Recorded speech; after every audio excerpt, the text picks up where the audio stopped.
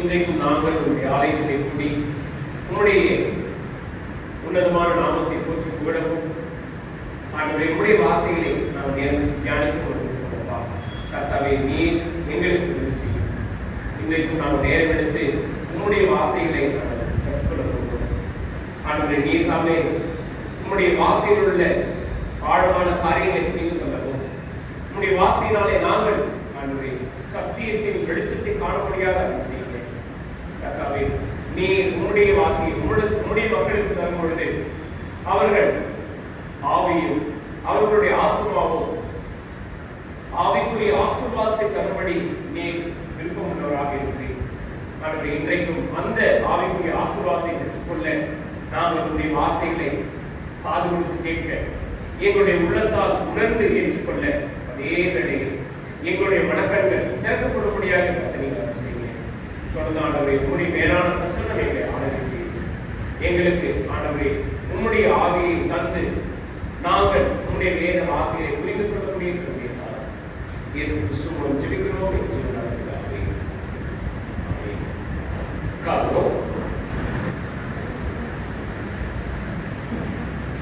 இன்றைக்கும் என்னோடு கூட மத்தேயு 9ஆம் அதிகாரத்தை பெற்றிருக்கும்படி கேட்கிறேன். மத்தேயு 9ஆம் அதிகாரம்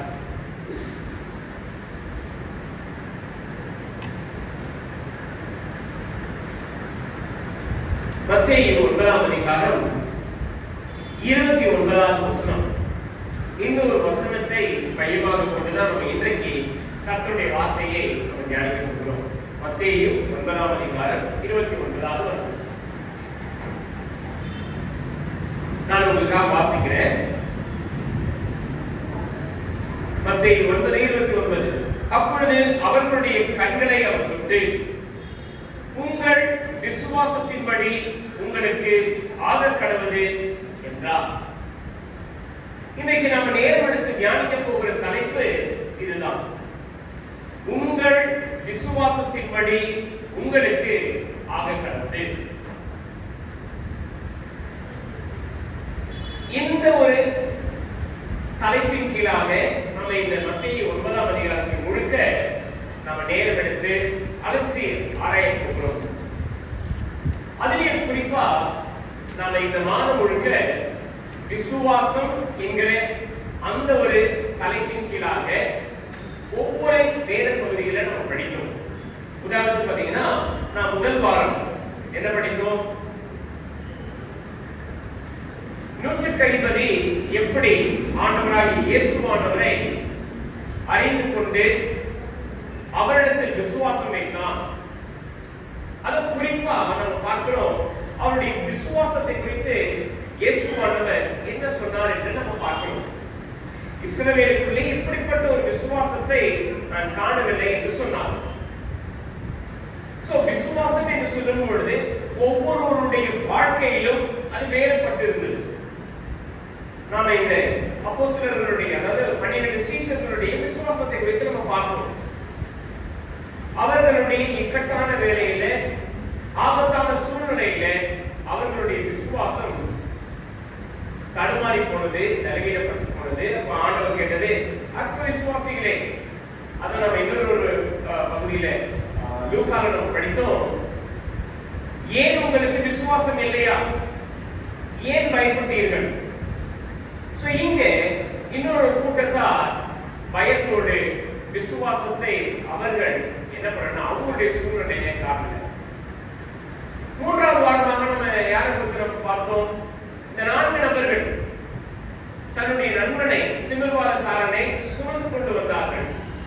ஆண்டவராகிய இயேசுவானவர் அவர்களுடைய விசுவாசத்தை கண்டு திமிர்வாதக்காரனுக்கு என்ன சொன்னார்னா, பாவங்கள் மன்னிக்கப்பட்டது, நீ எழுந்து படுக்கையை எடுத்துட்டு வீட்டுக்கு போ. போன வாரம் நம்ம படித்தோம், 12 வருஷமா பெரும்பாலுள்ள ஸ்திரீ. அது மாத்திரமல்ல, ஜபாலை தலைவனாகிய எபீரனுடைய மகள் உயிர்ப்பிக்கப்பட்டார். அது எப்படி நடந்தது என்று பார்க்கும் பொழுது ஆண்டவராகிய இயேசு உன்னுடைய விசுவாசம். இன்றைக்கும் நாம அதே தலைப்பின் கீழாக அதே நோக்கத்தோடு இன்னொரு சூழ்நிலையை நம்ம இங்கே மத்தேயு 9ஆம் அதிகாரம் 27ஆம் வசனத்திலிருந்து 38ஆம் வசனம் முடிய. ஓகே, அது குறிப்பா இந்த ஒரு சம்பவத்தை நம்ம படிக்கிறோம் அப்படின்னா 27ஆம் வசனம் தொடங்கி 31ஆம் வசனம் முடிய. ஓகே, 27 31. இப்போ நாம இந்த வேத வசனங்களை கவனமாக படிப்பது அவசியம். இப்போ நம்ம கடந்த 4 வாரங்கள் படித்த இந்த வேத பகுதிகளோடு நம்ம என்ன பண்ண போறோம்னா ஒப்பிட்டு பார்க்க போகிறோம். ஏன் ஒப்பிட்டு பார்க்க போகிறோம் பாத்தீங்கன்னா அதுக்கு நிறைய காரணங்கள் இருக்கிறது. நான் அதை அப்புறம் சொல்லுகிறேன். ஓகே, 27ஆம் வசனம் இங்க நம்ம வாசிக்கிறோம். இயேசு அவ்விடம் விட்டு போகையில், எவ்விடம் விட்டு போகையில் மத்தேயு 9ஆம் அதிகாரத்துல நாம படிக்கிறோம். என்ன? ஆண்டவராகிய இயேசுவானவர் ஜெபாலய தலைவருடைய மகனை உயிரோடு எழுப்புகிறார். அது மாத்திரமல்ல, அந்த செய்தி அங்க இருக்கிற தேசம் எங்கும் ரொம்ப பிரசித்தமாயிற்று. அந்த இடத்துல ஆண்டவராகிய இயேசுவானவர் தம்முடைய ஊழியத்தை முடித்துக் கொண்டு இப்போ இன்னொரு இடத்துக்கு கடந்து செல்கிறார். இப்ப இங்க வாசிக்கிறோம் 27ஆம் வசனத்துல, 2 குருடர் அவர் பின்னே சென்று, தாவீதின் குமாரனே எங்களுக்கு இரங்கும் என்று கூப்பிட்டார்கள்.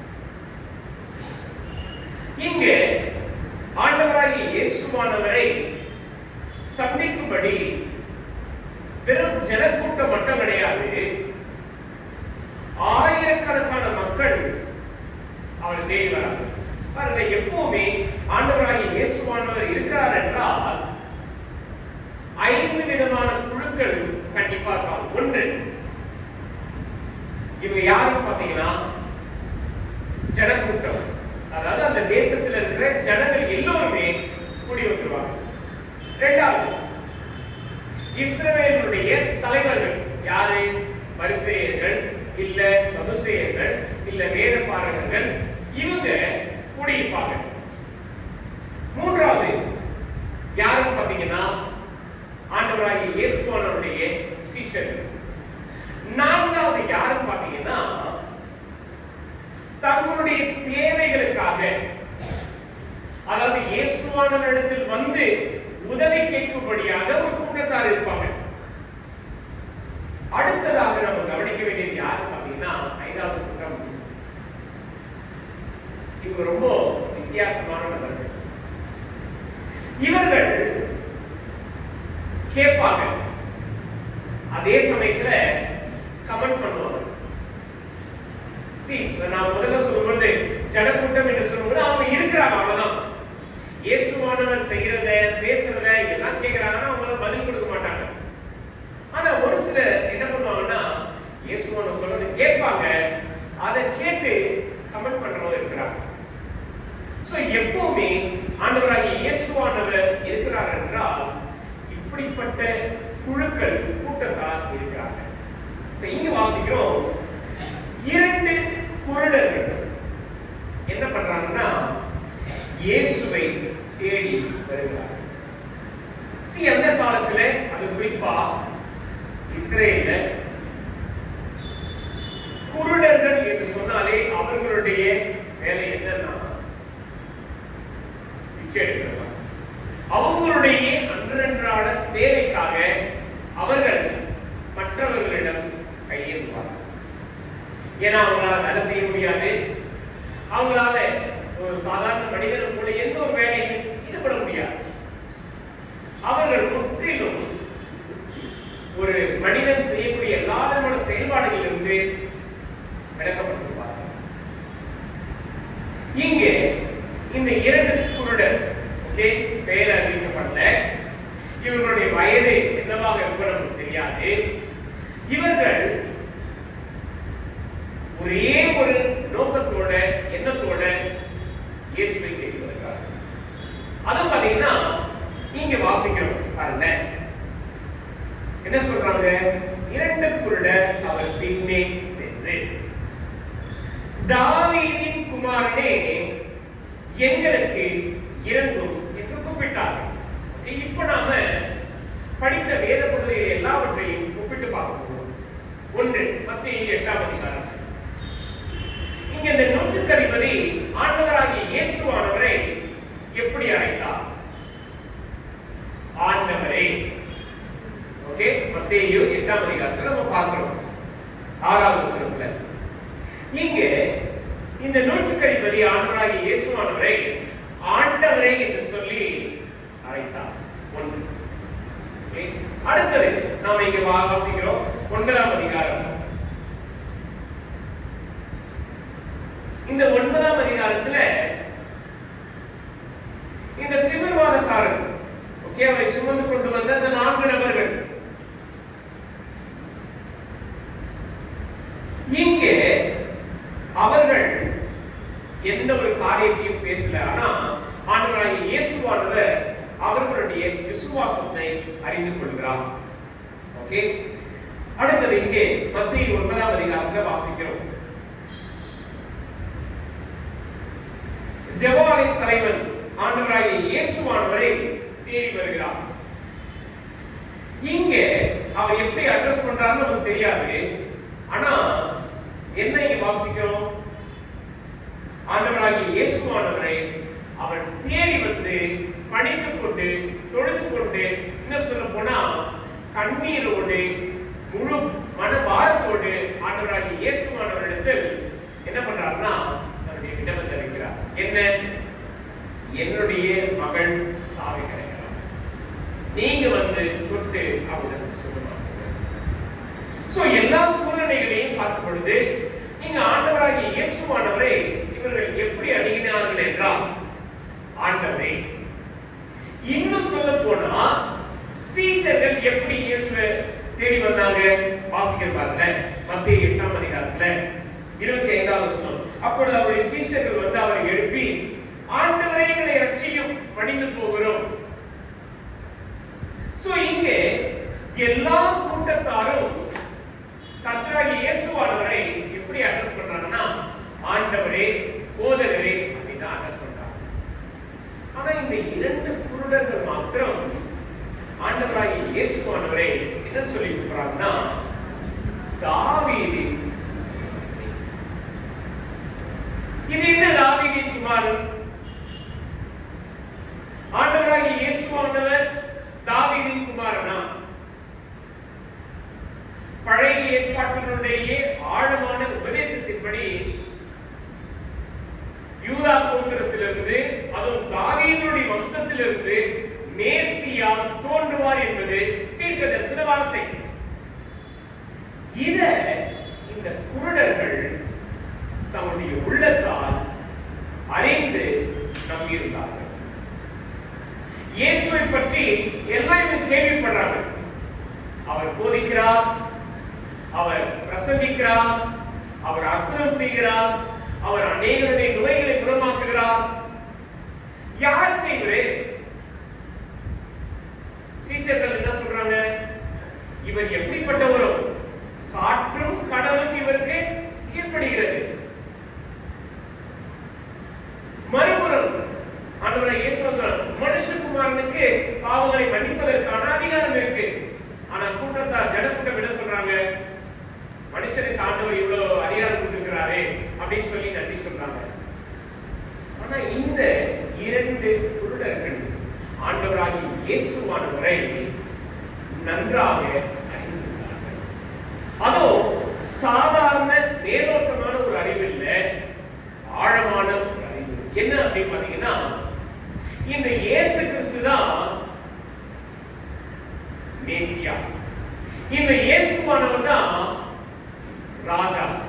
தீர்க்க தரிசனமாக உரைக்கப்பட்ட அந்த மேசியா, அந்த ராஜா இவர்தான் என்பதை இவர்கள் அறிந்து கொண்டு ஆண்டவராகிய இயேசுவானவரை முதல் முறையாக யாருமே அட்ரஸ் பண்ணல, இவரை தாவீதின் குமாரனே சொல்லியிருக்கிறார்.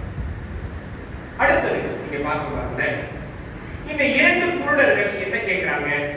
தாவீதின் குமாரனே, எங்களுக்கு இறங்கும் என்று கூப்பிட்டார்கள். தியானிக்கும்போது ரொம்ப நல்ல ஒரு வார்த்தை. Have mercy on us. அவ்வளவுதான். இங்கே ஆண்டவராகிய இயேசுவானவரிடத்தில் இவங்க என்ன கேட்கிறாங்க? ரெண்டு குருடர்கள் சொல்லும்போது அவங்களுக்கு என்ன கிடையாது? பார்வை இல்லை. பாருங்க, திரும்பவும் நம்ம மத்திய 8 எல்லாத்தையும் நம்ம திரும்பி பார்க்கறாங்க. ஒன்று, நூற்றுக்கு அதிபதி தன்னுடைய வேலையாட்களை அனுப்புறான். எதுக்காக? தன்னுடைய வேலையாள் ஒருவன் ரொம்ப நோய்வாய்ப்பட்டு போயிருக்கிறான், அவனை குணமாக்கணும். அதுக்காக தன்னுடைய வேலையாட்களை அனுப்புகிறான். என்ன? நீ போய் சொல்லுங்க, இது போல என்னுடைய வேலையாட்கள் அவன் ரொம்ப வியாதிப்பட்டிருக்கிறான், அவனை குணமாக்கணும். இரண்டாவது, இந்த 4 நபர்கள் திமிர்வாதக்காரனாகிய அவருடைய நண்பனை சுமந்து கொண்டு வந்தார்கள். எதற்காக? எப்படியாவது ஆண்டவராகிய இயேசுவானவரிடத்தில் கொண்டு வந்தா நிச்சயமா என்னாகும்? சுகம் கிடைக்கும். அவன் தன்னுடைய பழைய வாழ்க்கைக்கு திரும்புவான். அடுத்தது, 12 வருஷமா பாடுள்ள ஸ்திரீ என்ன எதிர்பார்த்தா? ஆண்டவராகிய இயேசுவானவருடைய என்னது? வஸ்திரத்தின் ஓரத்தை தொட்டா போதும் நான் சுகமடைந்தேன். அடுத்தது, ஜெபாலய தலைவனாகிய எபியரு, என்னுடைய மகள் மரித்து போகிற சூழ்நிலை இருக்கிறா, இயேசுவே நீங்க வந்து அவன் மேல கை வச்சீங்கன்னா அவன் சுகமடைவான். சோ வந்தவர்கள் எல்லோருமே அவங்களுடைய சூழ்நிலையை இயேசுவானவருக்கு விளக்கப்படுத்துறாங்க. இந்த 2 குருடர்கள் என்ன சொன்னாங்க பாருங்க, எங்களுக்கு பார்வை வேணும் ஆண்டவரே கேட்கல, நாங்க பார்க்கணும், நாங்க குருடனா இருக்கிறோம், நீங்க எங்களை சுகப்படுத்துங்க கேட்கல. ஒண்ணே ஒன்று கேட்கிறாங்க, எங்களுக்கு. ஆக்சுவலா இந்த 2 குருடர்கள் ஆண்டவராகிய இயேசுவானவரிடத்தில் என்ன எதிர்பார்க்கிறாங்க? இன்றைக்கும் குருடர்களை நாம பார்க்கும் பொழுது நாம உண்மையிலேயே அவங்களுடைய சூழ்நிலையை குறித்து நாம ஆழமா புரிந்து கொள்ளக்கூடிய தன்மையை பெற்றிருக்கிறோமா? நம்ம பாத்தீங்கன்னா இப்போ அநேக இடங்கள்ல கண் பார்வை இல்லாதவர்கள் ஒரு வண்டியில பாட்டு பாடிக்கிட்டே போவாங்க. பார்த்துருக்கீங்களா? அவங்க என்ன பண்ணிமா, அவங்களுக்கு ஒரு குழு இருக்கும், அவங்க இந்த பாடல்கள்லாம் பாடுவாங்க. ஓகே, ஒரு சில இடங்கள்ல சினிமா பாடல்கள் பாடுவாங்க, ஒரு சில இடங்கள்ல பக்தி பாடல்கள் பாடுவாங்க, ஒரு சில இடங்கள்ல அவங்களுடைய வாழ்க்கையிலே அவர்கள் எழுதின பாடல்கள் பாடுவாங்க. அவங்களை பார்க்கும் பொழுது எல்லோருமே இலக்கம் பாராட்டுவாங்களா? ஒரு சில மட்டும். எல்லோருமே உதவி செய்வார்களா? கிடையாது. இங்கே இந்த 2 குருடர் ஆண்டவராகிய இயேசுவானவரிடத்தில் எதிர்பார்த்தது என்ன தெரியுங்களா? ஆண்டவரே, எங்கள் மீது உங்களுடைய உருக்கத்தையும் இரக்கத்தையும் sometimes நாம வாழ்க்கையுடைய சூழ்நிலையில கடிக்கும் பொழுது இந்த பிரச்சனை என்னை விட்டு போனா நல்லா இருக்கும், இந்த ஒரு கஷ்டம் என்ன மீறி, அதாவது என்ன கடந்து போனா நான் இதை மேற்கொண்டு வந்தா நல்லா இருக்கும். ஆனா இதுல ஆண்டவருடைய இரக்கம் எனக்கு இருந்தா போதும்னு நம்ம கேட்கிறவங்க. இந்த 2 குருடர்கள் ஆண்டவராகிய இயேசுவானவரிடத்தில் கேட்டது மிகவும் வித்தியாசமானது. எங்களுக்கு இரங்கும். சரி, இப்ப இந்த ஆண்டவராகிய இயேசுவானவருடைய பதில் என்ன பாருங்க. வாசிக்கிறேன் 28வது வசனம், மத்தேயு 9:28. அவர் வீட்டுக்கு வந்த பின்பு என்ன நடக்குதுங்க? ஆண்டவராகிய இயேசுவானவர் ஒரு இடத்துல இருந்து, ஒரு தேசத்துல இருந்து இன்னொரு தேசத்துக்கு வந்துட்டார். என்ன சொல்ல போனா அவர் திரும்பவும் எங்க வந்துட்டார் அப்படின்னு பாத்தீங்கன்னா கப்பர்நகூமுக்கு வந்துட்டார். அவர் அங்கதான் போனாரு. திரும்ப அவர் என்ன பண்ணாரு? எபிரோட வீட்டுக்கு போனாரு, சுகமாக்கினாரு, திரும்பவும் அவருடைய வீட்டுக்கு வந்துட்டார். ஓகே, அதுதான் அந்த டிரான்சிஷன். ஏன்னா எபிரோட வீடு வந்து இன்னொரு இன்னொரு இடத்துல இருக்கு, அவங்க போனாரு, அவன் மகனை உயிர்ப்பித்தார், திரும்பவும் அங்கிருந்து அவருடைய வீட்டுக்கு வந்துட்டார். கப்பர்நகூமுக்கு. யோசிச்சு பாருங்க, ஒரு இடத்துல இருந்து இன்னொரு இடத்துக்கு ஓகே இயேசுவானவரும் சரி அவருடைய சீஷர்களும் சரி வந்துட்டாங்க. ஆனா அடுத்து நீங்க வாசிக்கணும், அந்த குருட அவரிடத்தில், இந்த இரண்டு குருடர்களும் ஆண்டவராகிய இயேசுவானவரை பின்பற்றி வருகிறார்கள். இதுல நாம் கவனிக்க வேண்டிய ஒரு காரியம் என்ன அப்படின்னா, இந்த இரண்டு குருடர்கள் ஆண்டவராகிய இயேசுவானவரிடத்தில் தங்களுடைய விண்ணப்பத்தை வைத்தார்கள். என்ன விண்ணப்பம்? தாவீதின் குமாரனே எனக்கு இறங்கும். இத பாத்தீங்கன்னா ஆண்டவராகிய இயேசுவானவர் ஒரு பதிலும் சொல்லவே இல்லை. வாசிக்கிறோம் 28 அவர் வீட்டுக்கு வந்த பின்பு. இப்ப நம்ம திரும்பவும் வேதத்தை நம்ம ஒப்பிட்டு பார்ப்போம். மத்திய 8ஆம் அதிகாரம். நூற்றுக்கதிபதி தன்னுடைய வேலையாட்களுக்காக என்ன பண்றான்? வேலைக்காரனுக்காக ஒரு வேலையாட்களை அனுப்புறான். இயேசு சொல்றாரு, நான் வந்து அவனை சுத்தப்படுத்துறேன் அப்படின்னு சொல்றாரு. அதாவது அவர்கள் அனுப்பின நூற்றுக்கதிபதி அனுப்பின அந்த ஆளுக்கு மறு உத்தரவு கொடுத்தான். இது கூட சூழ்நிலை இருக்குல்ல, நான் வந்து என்ன பண்றேன், அவனை சுத்தமாக்குறேன் அப்படின்னு சொன்னா நூற்றுக்கதிபதி என்ன சொல்றாரு?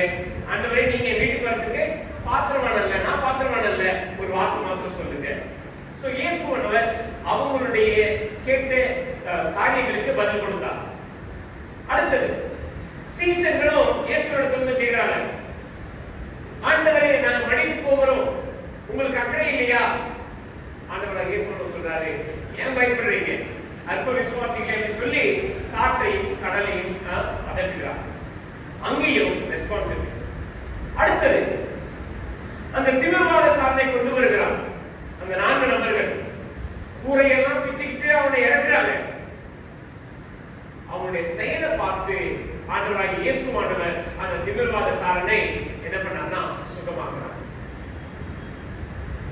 4வது காரியம் நம்ம இதிலே பார்ப்போம். 9ஆம் அதிகாரம் மத்திய 9ல யவீர் தன்னுடைய மகளுக்காக வேண்டிக் கொண்டு வந்தான். ஆண்டவராகிய இயேசுவானவர் என்ன பண்றாரு? வா நம்ம போலாம் அப்படின்ட்டு என்ன பண்றாரு? யவீரோட வீட்டுக்கு போறாரு. சோ எல்லா இடத்துலயும் ஆண்டவராகிய இயேசுவானவர் அவங்க கேட்டதுக்கு, அவங்க விண்ணப்பித்ததுக்கு, இன்னும் சொல்ல போனா அவங்க மன்றாடி அவங்க கேட்ட காரியத்துக்கு பதில் கொடுத்தார். ஆனா இந்த 2 குருடர்கள் சொன்ன கேட்ட இந்த காரியத்துக்கு மட்டும் ஆண்டவராகிய இயேசுவானவர் பதில் கொடுக்கவே. அவர் அந்த இடத்துல இருந்து அவருடைய வீட்டுக்கு இங்க நம்ம வாசிக்கிறோம், அந்த குருடர் அவரிடத்தில் வந்தார்கள். என்ன பண்ணாங்க? இயேசுவை ஃபாலோ பண்ணிக்கிட்டே வந்தாங்க. ரொம்ப தூரம் நடந்திருக்கணுமா? நடந்திருக்கணும். இவர்களுக்கு பழக்கப்படாத ஒரு இடமா இருக்கும். ஆப்வியஸ்லி பாத்தீங்கன்னா குருடனா இருக்கிறவங்களுக்கு வழியே தெரியாது. ஆனா கொஞ்சம் யோசிச்சு பாருங்க, இயேசு எங்க போறார் அப்படின்ட்டு எல்லாரிடத்திலும் கேட்டு போயிருப்பாங்க. இல்ல அவருடைய சீஷர்களோடு அவங்களும் பின்பற்றி போயிருப்பாங்க. என்னாவது இயேசுவானவர் எங்க இருக்கிறாரோ அங்க இவங்க ஃபாலோ பண்ணிட்டே. இப்போ இயேசு என்ன சொல்றாங்க? இயேசு அவர்களை நோக்கி, இதை செய்ய எனக்கு வல்லமை உண்டு என்று விசுவாசிக்கிறீர்களா என்று கேட்டார். இங்க இந்த 2 குருடர் என்ன கேட்டாங்க?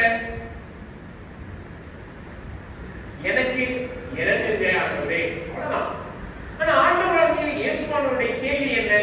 வாசிக்கிறோம், இதை செய்ய எனக்கு வல்லமை உண்டு என்று விசுவாசிக்கிறீர்களா என்று கேட்டார். எதை செய்ய? இவங்க வந்து ஆண்டவரே நாங்க கற்பார்வை அடையணும் அதெல்லாம் கேட்க. ஆனா தேவனே சொல்றாங்க, என்ன எனக்கு இங்க இவர்கள் சொன்ன இந்த வார்த்தையை ஆண்டவராகிய இயேசுவானவர் அறிந்து கொண்டார். கேட்கிறாரே, இதை செய்ய எனக்கு வல்லமை உண்டு என்று விசுவாசிக்கிறீர்களா? எதை செய்ய? நாம் அடுத்த வாசிக்க பாருங்க. என்ன சொல்றாங்க இந்த இரண்டு குருடர்? அதற்கு அவர்கள் ஆம் விசுவாசிக்கிறோம் ஆண்டவரே என்றார்கள். அப்பொழுது அவர்களுடைய கண்களை தொட்டு உங்கள் விசுவாசத்தின்படி உங்களுக்கு ஆகுகிறது. அவர்கள் உடனே பார்வை அடைகிறார்கள். அவர்கள் கண்கள். ஆனா இந்த கான்வர்சேஷனை நம்ம படிக்கும் பொழுது ஆண்டவராகிய இயேசுவானவர் இந்த வார்த்தையை சொல்லும் பொழுது அவர் உண்மையிலேயே எதை மனதில் வைத்து செய்தார்? இங்க நம்ம பார்த்தோம் தாவீதின் குமாரனே. ஆண்டவராகிய இயேசுவானவர் அவர்தான் பிரதான ராஜா, மேசியா என்றால் ராஜா என்று சொல்லும் பொழுது இவர்கள் எல்லோருமே அவருடைய மக்கள். ராஜாவுக்கு தெரியும் தன்னுடைய மக்களுக்கு என்ன தேவை, எது தேவை, எது அவசியம் அப்படின்றது ராஜா நன்றாகவே அறிந்து வைப்பார். அவர்தான் உண்மையான நல்ல ராஜாவாக இருக்கக்கூடிய தன்னுடைய மக்களுடைய தேவைகளை அறிந்து தன்னுடைய மக்களுடைய சூழ்நிலைகளை அறிந்து செயல்படுகிறதா நல்ல ராஜா.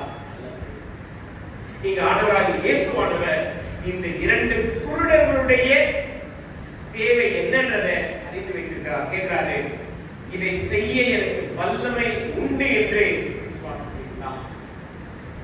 ஒரே வார்த்தை தான் சொல்றாங்க, ஆம் விசுவாசிக்கிறோம். தமிழ்ல படிக்கும் பொழுது ஆம் விசுவாசிக்கிறோம் ஆண்டவரே அப்படின்னு, ஆனா கிரேக்க மொழியில படிக்கும் பொழுது ஆம் ஆண்டவரே. இந்த முறை அவர்கள் தாவீதின் குமாரனே என்ற தலைப்பை என்ன பண்ணல, பயன்படுத்தல. என்ன சொல்றாங்க? ஆண்டவரே என்று சொல்றாங்க. இவர்களுடைய விசுவாசம் எப்படிப்பட்டதாக இருக்கு?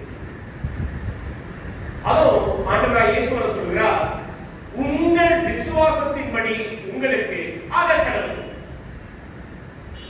இவங்க அப்படி என்ன விசுவாசத்தை வெளிப்படுத்தினார்கள்? இங்கதான் நாம மூன்று முக்கியமான காரியங்களை கவனிக்க வேண்டும். ஒன்று, 27வது வசனத்துல இயேசு அவ்விடம் விட்டு போகையில் இரண்டு குருடர் அவர் பின்னே சென்று. இந்த வார்த்தையை கவனித்து வைத்துக் கொள்ளுங்கள். பின்னே சென்று. அதுக்கப்புறம் இங்க வாசிக்கிறோம் 28வது வசனம், அவர் வீட்டுக்கு வந்த பின்பு அந்த குருடர் அவரிடத்தில் வந்தார்கள். பின்னே சென்று அதுக்கப்புறம் வந்தார்கள். இந்த வார்த்தை எதை விளக்கப்படுத்துகிறது என்றால், இவர்கள் ஆண்டவராகிய இயேசுவானவரை எப்படிப்பட்ட ஒரு விசுவாசத்தை காண்பித்தார்கள் என்றால், பின்பற்றுகிற விசுவாசத்தை. அவர் எங்கே இருக்கிறார் அவரை காணும்படி, அவரை பின்பற்றும்படி அவருடைய விசுவாசம். இந்த வார்த்தையை நம்ம படிக்கிறோம், அவர் பின்னே சென்று. இதே வார்த்தையை தான் ஆண்டவராகிய இயேசுவானவர் மத்தேயு 4ஆம் அதிகாரத்துல அவருடைய சீஷர்கள் சொல்கிறார், என் பின்னே வாருங்கள், உங்களை மனுஷரை பிடித்துள்ளார்கள். இங்கே இந்த சீஷர்கள் ஆண்டவராகிய இயேசுவானவரை வெறும் அவருடைய தேவைக்காக பின்பற்றல, இவர்தான் மேசியா, இவர்தான் என்னுடைய ராஜா, இவர்தான் என்னுடைய ஆண்டவர் என்பதை அறிந்து அவங்க என்ன பண்றாங்கன்னா, இது அவர்களுடைய முதல் அடிப்படையான ஒரு காரியம், பின்பற்றுகிற ஒரு விசுவாசம். இரண்டாவது, இங்க நம்ம பார்க்கிறோம் தாவீதின் குமாரனே. இதை குறித்து நம்ம படித்தோம். என்ன இந்த ஒரு தலைப்பு குறிப்பா மத்தேயு சுவிசேஷ புத்தகத்துல முதல் முறையா யாரால் பயன்படுத்தப்பட்டிருக்கிறது? இரண்டு குருடர்களால். இவர்கள் வேத பிரமாணத்தை வாசிப்பதற்கான வாய்ப்பில்லை. அதுவும் குறிப்பா ஜெபாலயத்திலே சென்று ஆண்டவருடைய வார்த்தை கேட்பதற்கு இவர்களுக்கு என்ன கிடையாது, அனுமதி இருக்காது. இன்னும் சொல்ல போனா இவர்கள் ஜெபாலயத்திற்கு போகும்படியான அந்த வழியே தெரியாது. நெறிகளை கேட்டு கேட்டு போயிருக்கலாம், ஆனா உள்ளே அவர்கள் செல்வதற்கு அனுமதி இல்லை. ஆனா அவர்களுடைய விசுவாசத்தை பாருங்க, அவர்கள் கேட்டு ஆண்டவராகிய இயேசுவானவரை குறித்து அவர்கள் ஒவ்வொரு முறையும் கவனமாக கேட்டு அறிந்து கொண்டார்கள்.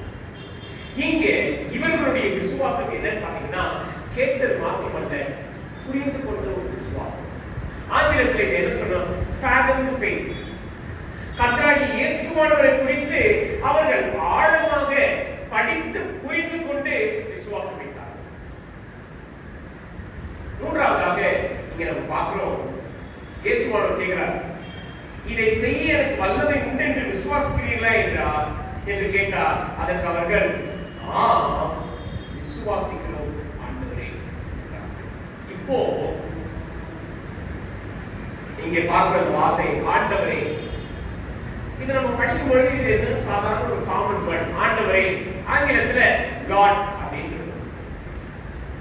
தாவீதின் குமாரனே என்று அழைத்த ஒரு நபர் இப்போ திடீர்னு ஆண்டவராகிய இயேசுவானவரை ஆண்டவரே என்று சொல்லி கூப்பிடுறாருன்னா அதுக்கு நிறைய தாவீதின் குமாரனே, இது ராஜாவாக மேசியாவாக இருக்கக்கூடிய ஒரு நபர், இவர்தான் அங்கீகரித்து அறிந்து கொண்டு அவரை சொல்றார். இப்போ சொல்லும் பொழுது ஆண்டவரே என்ற வார்த்தை கர்த்தராகிய இயேசுவானவருக்கு மிகவும் நெருக்கமான ஒரு தலைப்பு. இது என்ன சொல்லுவாங்கன்னா பர்சனல் நேம் ஆஃப் காட். அதுவும் ஆண்டவருடைய நெருக்கமான உறவில் இருப்பவர்கள் மட்டும் பயன்படுத்துகிற இந்த வார்த்தை. இத சீஷர்கள் நிறைய முறை பயன்படுத்துவாங்க. ஆண்டவரே, நம்ம பார்க்கிறோம் மத்தேயு 8ஆம் அதிகாரத்துல, ஆண்டவரே நாங்க படிக்கும் போது உங்களுக்கு அக்கறை இல்லையா? ஆண்டவரே, ஒரு பர்சனல் ரிலேஷன்ஷிப், ஒரு மிக நெருக்கமான ஆழமான உறவை வெளிப்படுத்தக்கூடிய வார்த்தை. இங்கே இந்த இரண்டு குருடர்கள் சொல்றாங்க, விசுவாசிக்கிறோம். இப்போ ஆண்டவராகிய இயேசுவானவர் சொன்ன காரியம் என்ன? 29ஆம் வசனம். அப்பொழுது அவர்களுடைய கண்களை தொட்டு, உங்கள் விசுவாசத்தின்படி உங்களுக்கு ஆகப்பட்டது. உடனே என்ன ஆகுது? அவருடைய கண்கள் திறக்கப்படுகிறது. ஆண்டவராகிய இயேசுவானவர் சொன்னார், இது யாருக்கிட்டையும் நீங்க சொல்லாதீங்க. யாருக்கிட்ட இது அது கண்டிப்பா சொல்றாரு, எச்சரித்து சொல்றாரு, இதை குறித்து யாருமே நீங்க பேசாதீங்க அப்படின்றாங்க. ஆனா அவங்களும் போய் தேசம் எங்கும் போய் என்ன பண்றாங்க? இப்ப நம்ம கவனிக்க வேண்டிய ஒரு காரியம் இங்க 29ஆம் வசனம், உங்கள் விசுவாசத்தின்படி உங்களுக்கு ஆக. இதை நம்ம எங்கேயோ படிச்சது ஞாபகம் இருக்கா? எங்க படிச்சோம்? ஆண்டவராகிய இயேசுவானவர் இதே வார்த்தையை சொல்லியிருக்கிறார். யார்கிட்ட சொன்னார்? இங்கே ப்ளூரல் இருக்கு. உங்களுடைய, அதாவது உங்கள் விசுவாசம், உங்கள் விசுவாசத்தின்படி உங்களுக்கு ஆகக்கிறது. இதே காரியத்தை ஆண்டவராகிய இயேசுவானவர் யார்கிட்ட சொன்னார்? யார்கிட்ட சொன்னார்? ஞாபகம் இருக்குங்களா? நோட்ஸ் தெரியுது? ஆமா, குட். மத்தேயு 8ஆம் அதிகாரம்.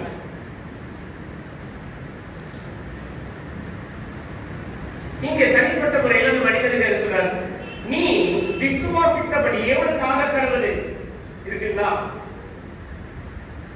இது ரெண்டும் படிக்கும் பொழுது என்ன வித்தியாசம் இருக்கு? இங்க ஒரு மனிதன் சொல்றார், இங்க ரெண்டு மனிதன் சொல்றார். அதான் அடுத்த ஒரே விதமான வார்த்தை. உன் விசுவாசத்தின்படி அவனுக்காக கடவுள், இங்க உங்கள் விசுவாசத்தின்படி அவனுக்காக கடவுள். அப்படிதானே இருக்கு. அதான் மத்தேயு 9ஆம் அதிகாரம் 29ஆம் வசனத்துல இந்த ஒரு வார்த்தையை நம்ம கவனிக்கிறோம். எல்லாத்தையும் சேமா தான், உங்கள் விசுவாசத்தின்படி உங்களுக்கு ஆகும். இங்க இதனுடைய மூல பாஷை, அதாவது கிரேக்க மொழியில பாத்தீங்கன்னா, நம்ம ஆங்கிலத்தில் படிக்கும்போது according to your faith அப்படின்னு இருக்கு. ஓகே, ஆங்கில வேதாகமத்தை பயன்படுத்துறீங்கன்னா தயவுசெய்து அதை பாருங்க. according to your faith. இந்த according அப்படின்ற ஒரு வார்த்தை ரொம்ப ஒரு ஸ்பெஷல் வார்த்தை. இது எதை விவரிக்கிறது அப்படின்னா, அவர்களுடைய அன்றன்றான தின வாழ்க்கையை குறிக்கிறது. இங்க ஆண்டவராகிய இயேசுவானவர் இந்த 2 குருடர்களை சுத்தமாக்கினார். அவருடைய வல்லமையினால் அவர்களை குணமாக்கினார் என்று ஒரு புறம் நாம் படிக்கிறோம். அதே சமயத்துல இந்த 2 குருடர்கள் அனுதினமும் தங்களுடைய விசுவாசத்தை அவர்கள் ஆண்டவராகிய இயேசு கிறிஸ்துவின் மீது அவங்க கேட்டாங்க, அறிந்து கொண்டார்கள், அவருடைய உள்ளத்தை புரிந்து கொண்டார்கள். இவர்தான் மேசியா, இவர்தான் ராஜா, இவர்தான் நம்முடைய ரட்சகர். அது ஒவ்வொரு நாளும் அவருடைய வாழ்க்கையில ஆண்டவராகிய இயேசுவானவர் மீது அவர்கள் தங்களுடைய நம்பிக்கையை உறுதிப்படுத்தினார். அதுதான் இந்த வார்த்தையினுடைய மிக ஆழமான சாராம்சம். According to your faith, உங்கள் விசுவாசத்தின்படி உங்களுக்கு ஆகப்பட்டது. எப்படி? அனுதினமும் இந்த 2 குருடர்கள் அனுதினமும் ஆண்டவராகிய இயேசுவானவரிடத்தில் தங்களுடைய விசுவாசத்தை உறுதிப்படுத்திக் கொண்டே வந்தார்கள். அவரை பின்பற்றும்படியான அந்த ஒரு நோக்கத்தோடு இருந்தார்கள். அவரை பற்றி அறிகிற அந்த அறிவில் அவர்கள் ரொம்ப உறுதியாக இருந்தார்கள். ஏன்னா அந்த விசுவாசம் ஒவ்வொரு நாளும் அவங்களை தூண்டிக்கிட்டே இருந்தது. ஆண்டவராகிய இயேசுவானவர் தான் கேட்கிறாரு, இதை செய்யறதுக்கு எனக்கு அதிகாரம் இருக்கு, நீங்க விசுவாசிக்கிறீங்களா? அதுவும் ப்ளீஸ் இங்க ஆண்டவராகிய இயேசுவானவர் இவங்க கேட்ட கேள்விக்கு இவங்க கொடுத்த அந்த ஒரு என்ன பணிவான ஒரு காரியத்துக்கு பதில் கொடுக்காம வந்ததுக்கு என்ன தெரியுங்களா? இத்தனை நாள் இவங்க விசுவாசத்துல உறுதியா இருந்தாங்க, இப்ப என்ன பார்த்துட்டாங்க, இதுலயும் அவங்க தொடர்ந்து விசுவாசத்துல உறுதியா இருப்பாங்களா இல்லையா? இவங்களுடைய விசுவாசம் எந்த அளவுக்கு இன்னும் என்ன பண்ணணும்னா, ஓகே, சோதிக்கப்படுவதற்கான காரியத்துல இவங்க உண்மையா இருப்பாங்க. அதுதான் ஆண்டவராகிய இயேசுவானவர் ஒரு வார்த்தையை பேசல, அமைதலா அந்த இடத்துல இருந்து அவருடைய வீட்டுக்கு, அதாவது இன்னொரு பட்டணத்துக்கு வந்துட்டாங்க. ஆனாலும் இவர்கள் ஆண்டவராகிய இயேசுவானவரை அவருடைய வீட்டுக்கு வந்தார்கள். இயேசுவானவர் கேட்கிறாங்க, இதை செய்யறதுக்கு எனக்கு அதிகாரம் இருக்கா? ஆமா. இங்கே இந்த 2 குருடர்கள் தங்களுடைய வாழ்க்கையில கர்த்தராகிய இயேசுவானவர் மீது விசுவாசத்தினால் வெளிச்சத்தை பார்த்தார்கள். அவர்களுடைய கண்கள் எதனால? ஒருபுறம் ஆண்டவராகிய இயேசுவானுடைய வல்லமை, மறுபுறம் அவர்கள் பெற்றிருந்த விசுவாசம். எனக்கு அருமையானவர்களே, இன்றைக்கு இந்த ஒரு வேத பகுதியை நம்முடைய வாழ்க்கையோடு இதை ஒப்பிட்டு பார்க்கும் பொழுது நிச்சயமா ரொம்ப நேர்த்தியா நாம் அனுதினமும் ஆண்டவராகிய இயேசுவானவர் மீது நம்முடைய விசுவாசத்தில் நாம் வளர வளர வளர வளர நிச்சயமாக ஒரு நாள் நம்முடைய விசுவாசம் சோதிக்கப்படும். ஆனா அதுவே நம்ம உறுதியாக இருந்து நிலைத்திருப்போம் என்றால் கிறிஸ்துவனுடைய வல்லமையை, கிறிஸ்துவனுடைய வல்லமையான செயலை நாம நம்முடைய வாழ்க்கையில பெற்றுக்கொள்ளும். இங்கே இந்த 2 குருடர்கள் அவர்களுடைய வாழ்க்கைக்கு அடிப்படையாக இருந்தது என்னன்னு பாத்தீங்கன்னா, அவர்கள் அனுதினமும் நம்முடைய விசுவாசத்தை, அனுதினமும் ஆண்டவராகிய இயேசுவானவர் மீது நம்முடைய விசுவாசத்தை ஸ்திரப்படுத்தினார்.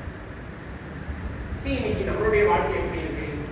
ஒரு நாள் இயேசு பயங்கரமா நம்புவோம், இன்னொரு நாள் கொஞ்சமா நம்புவோம், இன்னொரு நாள் நம்பவே மாட்டோம், இன்னொரு நாள் ஓகே ஐயோ 2 நாள் நம்ம பைபிள் படிக்கலாம், ஓகே ஆண்டவருக்கு தெரியும். நம்முடைய நம்பிக்கை சறுக்கு மரம் போலதான், ஏறும் இறங்கும், ஏறும் இறங்கும், ஏறும் இறங்கும். உண்மையிலேயே நம்முடைய விசுவாசம் சுற்றி இருந்த எல்லா மக்களும் ஆண்டவராகிய இயேசுவானவரை எல்லாம் போதிக்கிறாங்க, அதெல்லாம் போறாங்க. ஆனா யாரும் இயேசுவானவரை மேசியாவாக பார்க்கவில்லை, ராஜாவாக பார்க்கவில்லை. அவருடைய வல்லமை குறித்து அவர்கள் அநேக சந்தேகப்படுறாங்க. வாசிக்க பார்த்தேன் இங்க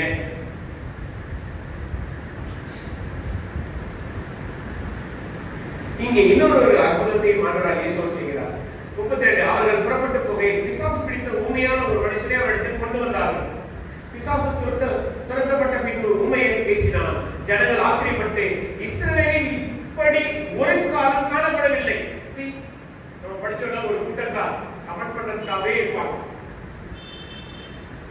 இது போல ஒரு விஷயம் நடக்கவே இல்லையே, பாராட்டுறாங்களா இல்ல உண்மையிலேயே வந்து இயேசுவானவர் கிண்டல் பண்றாங்களா நமக்கு தெரியல. அடுத்தது என்ன சொல்றாங்க 34 பரிசேயரோ இங்கே இருக்கு பாத்தீங்களா. இப்ப இந்த பரிசேயர் இவன் பிசாசுகளின் தலைவனாலே பிசாசுகளை துரத்துகிறான். இயேசுவானவர் செய்கிற இந்த செயல்களை இவர்கள் இத்தனைக்கு பார்த்தீங்கன்னா பரிசேயர்கள் யாரு? நியாய பிரமாணத்தை நன்றாக அறிந்தவர்கள், அதுவும் 5 ஆகமங்கள்ல கற்று தேர்ந்தவர்கள். ஆண்டவராகிய இயேசுவானவர் செய்த செயல்களுடைய பின்னணியை இவங்களால் புரிந்து கொள்ள இவர்கள் கண்கள் இருந்தும் ஆண்டவராகிய இயேசுவானவர் யாருன்றதை என்ன பண்ணல.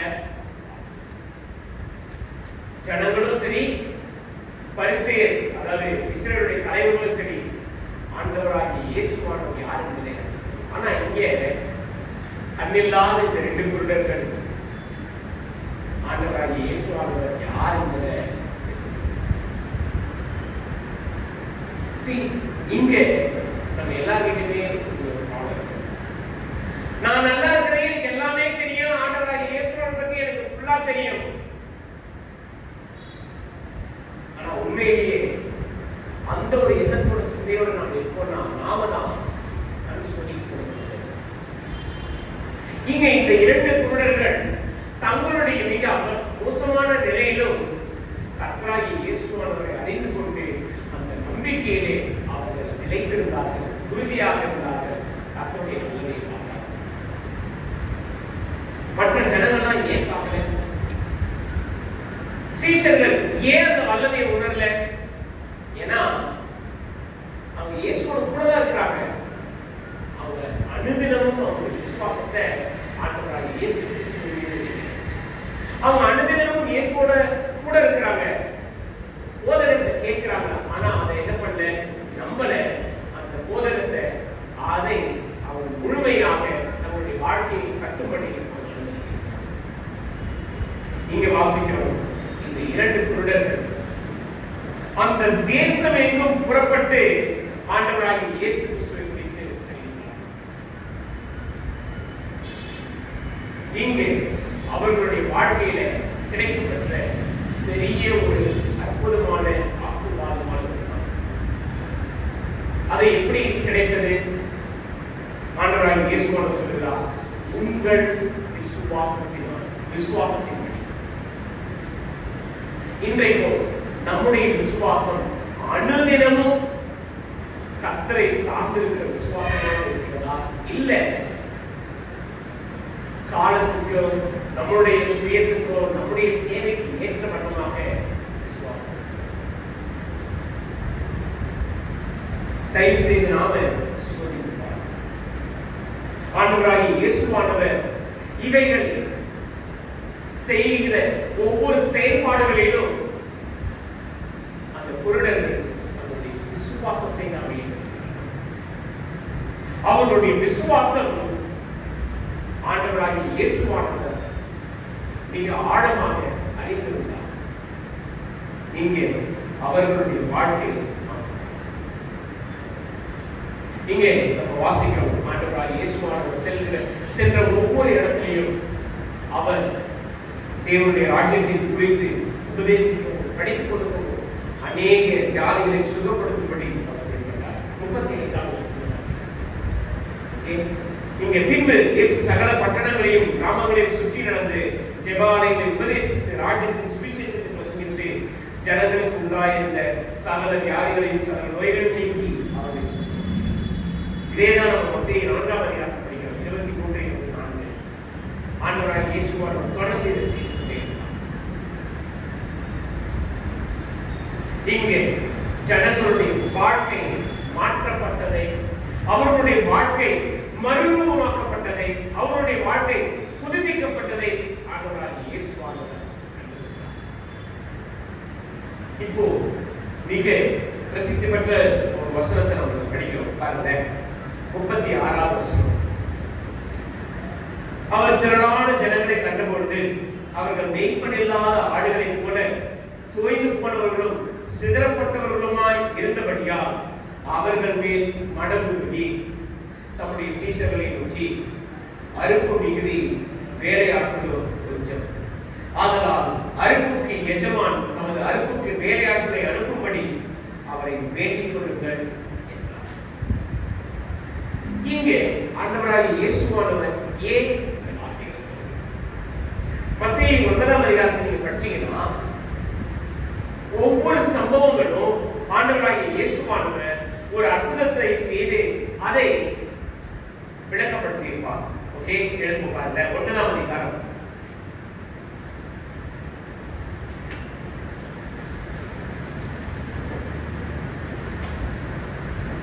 மத்தேயு 9:1-8 வசனங்களை பார்க்கும் பொழுது இந்த 4 நபர்கள் தன்னுடைய நண்பன் திமிர்வாதக்காரனை இயேசுவிடத்தில் கொண்டு வந்திருப்பாங்க. இயேசுவானவர் அவரை சுகப்படுத்தி இருப்பாங்க. ஓகே, முதல் காரியம். அடுத்த பகுதியை நம்ம பார்க்கும் பொழுது ஆண்டவராகிய இயேசுவானவர் மத்தேயுவை என்ன சொல்வாரு? என்னை பின்பற்றி வா. ஓகே, இது நம்ம வாசிக்கிறோம் பாருங்க. இங்க 9ஆம் வசனம். இயேசு அவரை விட்டு புறப்படுகையில் ஆயத்துறையில் உட்கார்ந்திருந்த மத்தேயு என்னும் ஒரு மனுஷனை கண்டு, எனக்கு பின் சென்று வா என்றார். அவன் எழுந்து அவருக்கு பின் சென்றான். இங்கே மத்தேயுவுடைய அழைப்பை நம்ம பார்க்கிறோம். 14ஆம் வசனம். யோவானுடைய சீஷர்கள் வந்து கேட்பாங்க இயேசுவானவரிடத்தில், ஏன் உங்களுடைய சீஷர்கள் உபவாசிக்க மாட்டாங்க? அதுக்கான விளக்கத்தை சொல்லுவார்.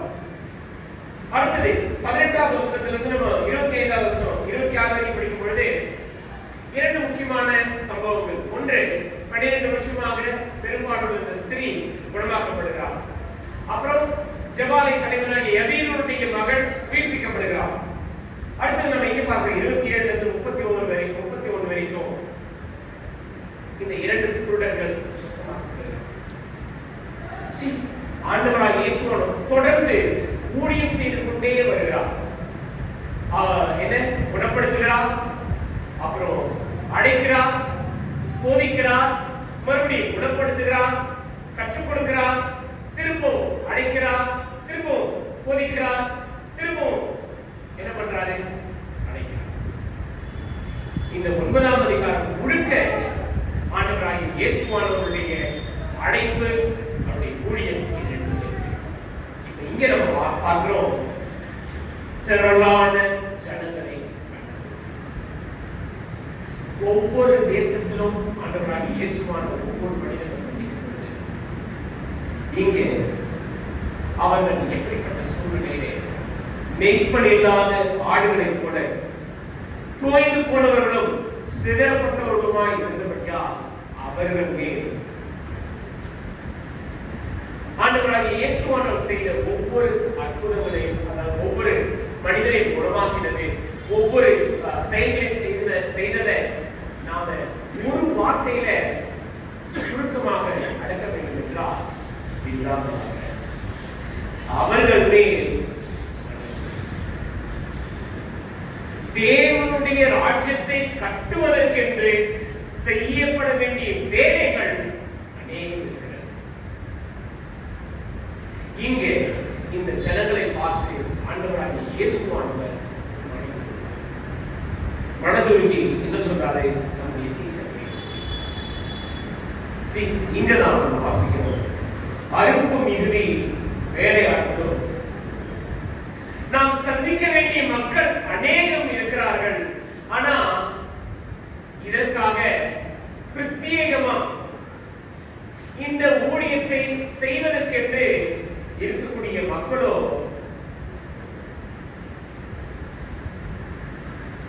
இங்கு ஆண்டவராகிய இயேசுவானவர் இந்த சீஷர்களுக்கு அவருடைய தரிசனத்தை என்ன சொல்றாரு? அறுப்புக்கு எஜமான் தமது அறுப்புக்கு வேலையாட்களை அனுப்பும்படி அவரை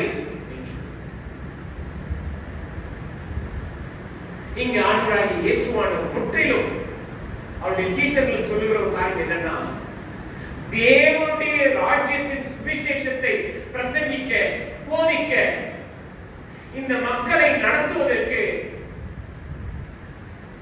ஊழியக்காரர்கள் தேவை.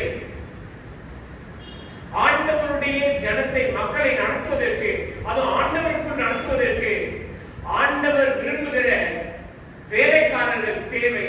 இதற்காக ஜெபம் பண்ணுங்கள்.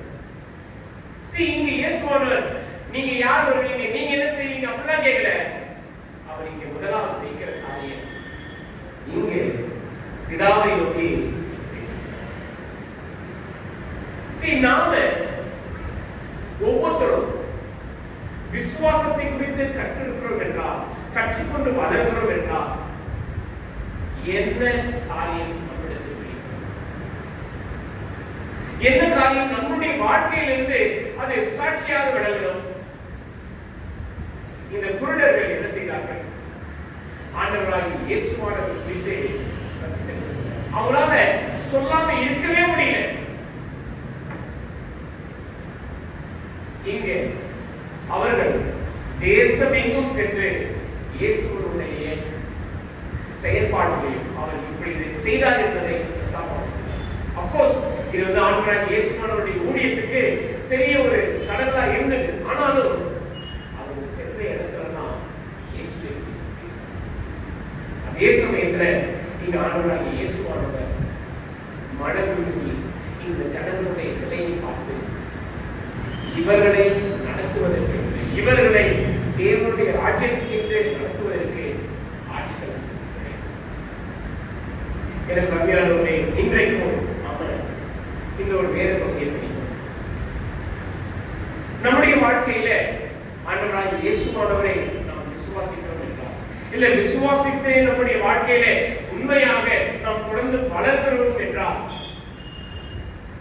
நாம் கர்த்தருடைய வேலையை செய்வதற்கென்று ஆண்டவர் அப்படிப்பட்ட வேலையாட்களை உருவாக்க வேண்டும் என்று உண்மையிலேயே ப்ளீஸ் இந்த ஜெயம் சபையை எனக்கு பிற்பாடு இன்னொரு ஒரு ஊழியர் நடத்தும்படி அந்த ஒரு ஊழியக்காரருக்காக அந்த ஒரு ஊழியக்காரர் எழும்பும்படி நாம ஜெபிப்போம். நாம யார் என்ன பண்ணோம்னா, பாஸ்டர் இருக்காரு பரவாயில்ல.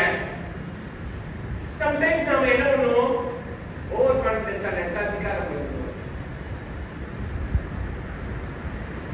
அடுத்த தலைமுறையை நடத்துவதற்கு, அடுத்த தலைமுறையை ஆண்டவருடைய வழியிலே கொண்டு போவதற்கு, அடுத்த தலைமுறை ஆண்டவருடைய வார்த்தையை கற்றுக் கொடுப்பதற்கு நாம் எத்தனை பேர் ஆண்டவரே எங்க திருச்சபையில உங்களுடைய வேலையை, உங்களுடைய ஊழியத்தை, உங்களுடைய வார்த்தையை படித்துக் கொடுக்கிற ஊழியக்காரர்களை எடுத்துதான்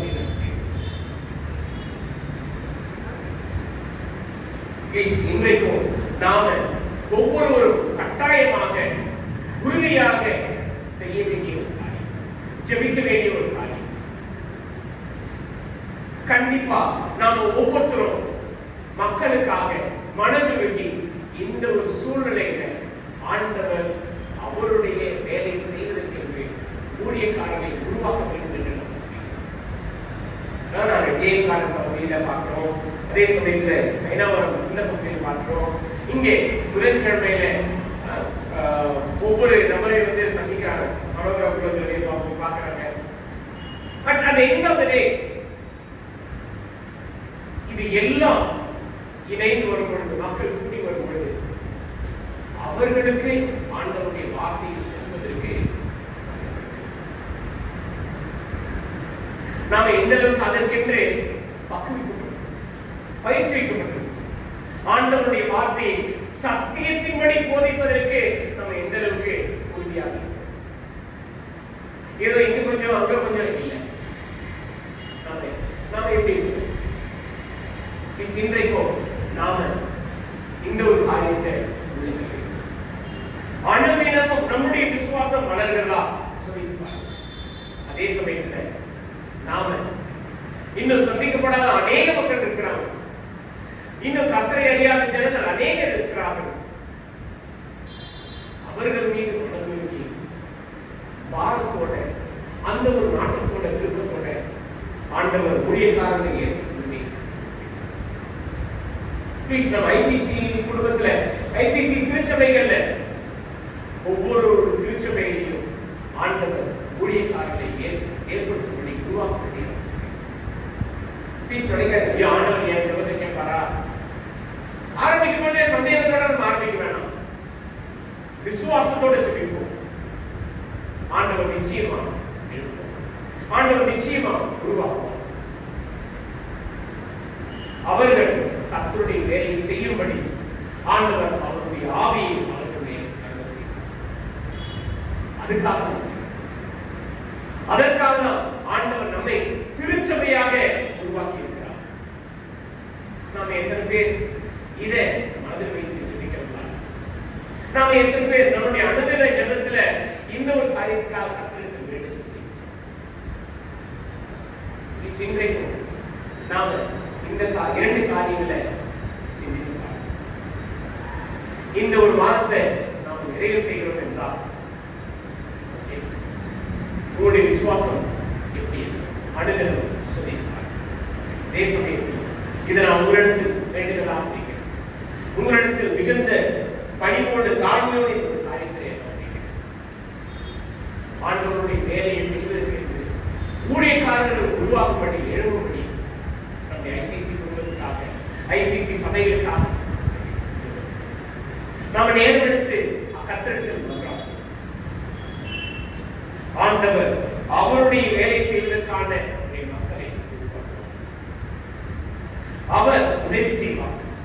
அவர் வழிநடத்துவார். அதே சமயத்தில் சிக்ஷித்தும் கண்டித்தும், ஏன்னா அவருடைய வேலையை செய்தோம் பொழுது அவருடைய பிரகாரம் தான் நடக்கும்படி. ஒரு பக்கம் ஊழியம் கடினமானது, ரொம்ப கடினமானது. அதே சமயத்தில் ஊழியத்தை போல பாக்கியமான ஒரு செயல் தான். கர்த்தருக்கு நாம கர்த்தர் ஒருவருக்கே ஊழியம் செய்யும்படி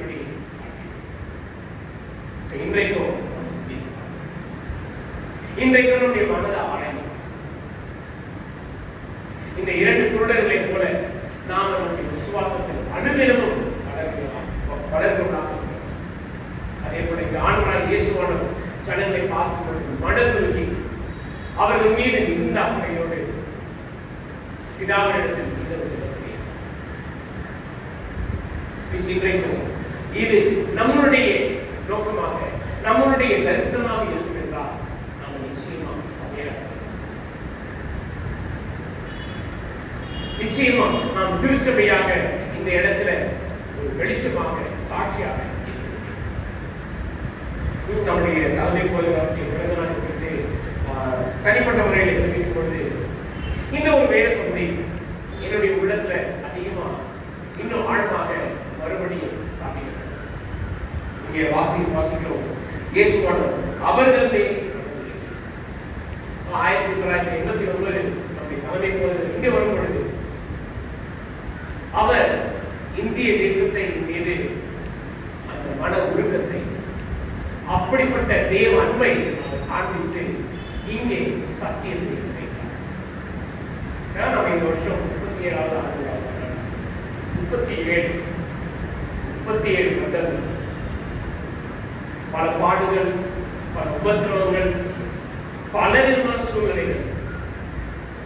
ஆனால் ஆண்டவர் இதில் எல்லா மக்களும் அவருடைய மேலான ஆசீர்வாதத்தை இன்னும் செய்வாரா, நடத்துவாரா? நாம ஒவ்வொருத்தரும் ஆண்டவராகிய இயேசுவானவர் பெற்றிருந்த அந்த மன உருக்கம், அந்த பாரம் இருக்கும் என்றால் நிச்சயமா நாமும் இந்த தரிசனத்தை உடையவர்களாய் நம்முடைய ஜீவியத்தை இதை நாம் தீர்மானிப்போம். தேவ சமூகத்தில் நம்மை அர்ப்பணிப்போம். கவிதை ஜெபம் செய்வோம். என்னை கிருபையுள்ள கர்த்தாவே, இரக்கமுள்ள இன்றைக்கு நாம் நம்முடைய சனங்களாக ஆண்டவர் நீர் எங்களை உம்முடைய உன்னதமான ரட்சிப்பினாலே உம்முடைய சொந்த கூட்டமாக நீர் வைத்து நாங்கள் ஒவ்வொருவரும் அனுதினமும் விசுவாசத்தில் வளரும்படியாக எங்களுடைய கிறிஸ்துவ ஜீவியம் இருக்கும்படி நீர் எங்களுக்கு உதவி செய்கிறார். அதேவேளையில் இங்கே ஆண்டவராகிய இயேசுவானவர் எப்படி மிகுந்த ஜனங்களை ஆண்டவரால் சந்தித்த ஒவ்வொரு பகுதிகளில் சிதறிப்போன மக்கள் மீது பாரமுள்ளவராக அவர்கள் மேல் மன உருக்கத்தை வெளிப்படுத்தி அவர்கள் மீது தேவ அன்பை காண்பித்தார்கள். அவ்வளவாக நாங்கள் இங்கே ஒரு சில மக்களாக இருந்தாலும் எங்களிடத்தில் அப்படிப்பட்ட பாரதத்தை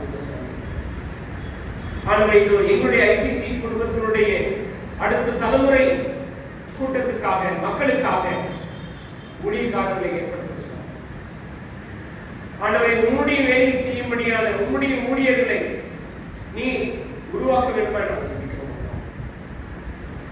கர்த்தாவே, இது உம்முடைய அனுக்கிரகம், உம்முடைய வழிநடத்துதல் எங்கள் எல்லா ஐபிசி சபைகளிலும் ஆண்டவரே உம்முடைய வல்லமையை காணும்படி ஆண்டவரே நீர் அருள் செய்வீர். இதை நாங்கள் விசுவாசிக்கிறோம். நிச்சயமாக நீர் இந்த காரியத்தை செய்வீர் என்ற நம்பிக்கையோடு படுத்தல அர்ப்பணிக்கிறோம். கர்த்தாவே, இது உம்முடைய மேலான செயலை நாங்கள் படிப்பது மாத்திரமல்ல, எங்களுடைய வாழ்க்கையில காணும்படி அனுதினமும் இதிலே நாங்கள் நம்பிக்கையோடு உறுதியாக நிலைத்திருக்க அருள் செய்யும்.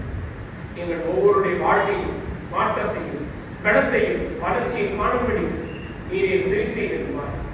எங்களுடைய விசுவாசம் அனுதினமும் வளர்ந்து உமக்கு பிரியமாக நீர் அங்கீகரிக்கக்கூடிய விசுவாசமாக இருக்கும்படி நாங்கள் வாழ நீர் எங்களை ஆசீர்வதிக்கும்படியாக கர்த்தராகிய இயேசு கிறிஸ்துவின் உன்னதமான நாமத்திலே வேண்டி ஜெபிக்கிறோம்.